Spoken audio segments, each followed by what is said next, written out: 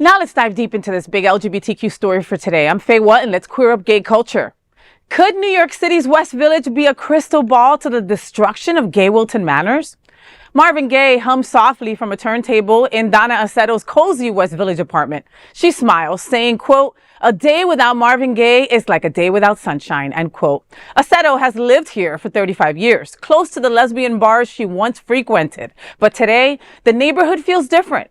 There are virtually no gay bars just blocks from Stonewall and the launching pad of a worldwide civil rights movement. She admits, quote, "It's gotten very straight," end quote, recalling the vibrant queer community that once defined the village.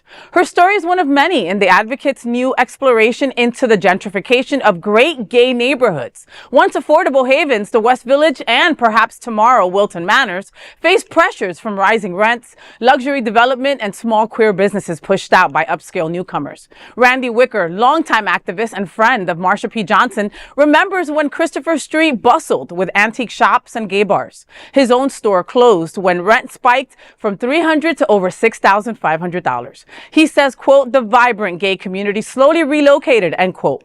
Historians like Columbia's George Chauncey trace the village's queer roots back more than a century, from World War II sailors on leave to the 1969 Stonewall uprising.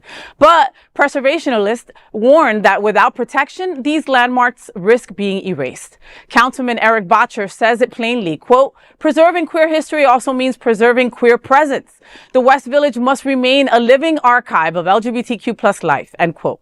As rents rise in Wilton Manors, Fort Lauderdale's own gay mecca, the question looms, could the West Village be a crystal ball to the destruction of queer Wilton Manors?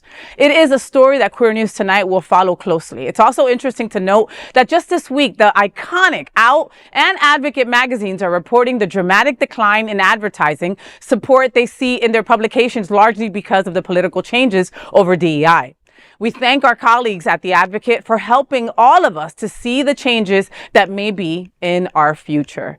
You know, as someone who spends most of my time in Wilton Manors, this story obviously feels really personal. You know, I've lived in Herald Square in New York. I lived on South Beach back when it was still kind of gay. And I even lived in the Castro in San Francisco. And I've seen it when queer spaces are popular, let's just say, right? Developers want to get their hands and their mitts on all the properties, and all of a sudden the rents start hiking up. You know, it's like, it's always the cliche thing that gays move in, we fix everything up, and then they come in and, you know, and it becomes not a inexpensive place to move into. You know what I mean? And that's the place, most of these places were places that were maybe surrounded by the hood or anything like that, that you can get a cheap place back in the day, and that just doesn't exist anymore.